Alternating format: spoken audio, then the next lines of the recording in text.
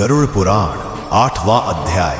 जब आत्मा ने अपने पापों का फल भोग लिया, जब उसके भीतर सच्चे प्रायश्चित की अग्नि जल उठी, तब एक प्रकाश उसकी ओर बढ़ता है। यह कोई साधारण प्रकाश नहीं होता, बल्कि वह दिव्य तेज होता है जो आत्मा को मोक्ष की ओर आमंत्रित करता है।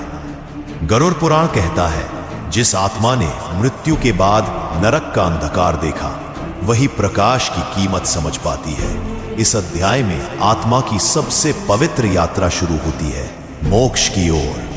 उसे अब उन मार्गों से गुजरना है जो न किसी साधारण आंखों से देखे जा सकते हैं, न किसी शब्द से पूरी तरह समझाए जा सकते हैं। यह वो क्षेत्र है जहां समय का कोई अस्तित्व नहीं, जहां केवल सत्य है और वही ईश्वर की उपस्थिति का अनुभव होता है।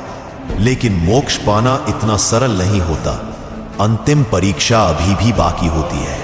आत्मा से पूछा जाता है, क्या तू अपने हर कर्म की जिम्मेदारी लेने को तैयार है? क्या तू हर उस व्यक्ति को क्षमा कर पाई है जिसने तुझे दुख दिया? क्या तू स्वयं को क्षमा कर पाई है? यदि आत्मा इन सभी प्रश्नों के उत्तर पूर्ण सत्यता और निर्मलता से दे पाए, तभी वह मोक्ष के उस द्वार तक पहुंचती है जहां ना पुनर्जन्म होता है, ना पीड़ा।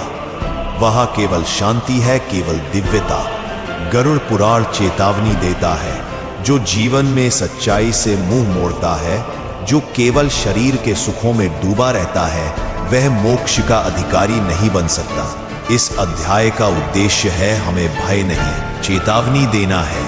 एक चेतावनी की जीवन कोई खेल नहीं।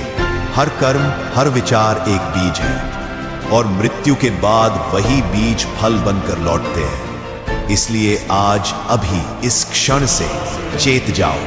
अपने जीवन को उस दिशा में मोड़ो जहां आत्मा मुक्त हो, जहां अंतःकरण शुद्ध हो। क्योंकि मृत्यु जब दरवाजे पर आएगी, तब पछताने का समय नहीं मिलेगा।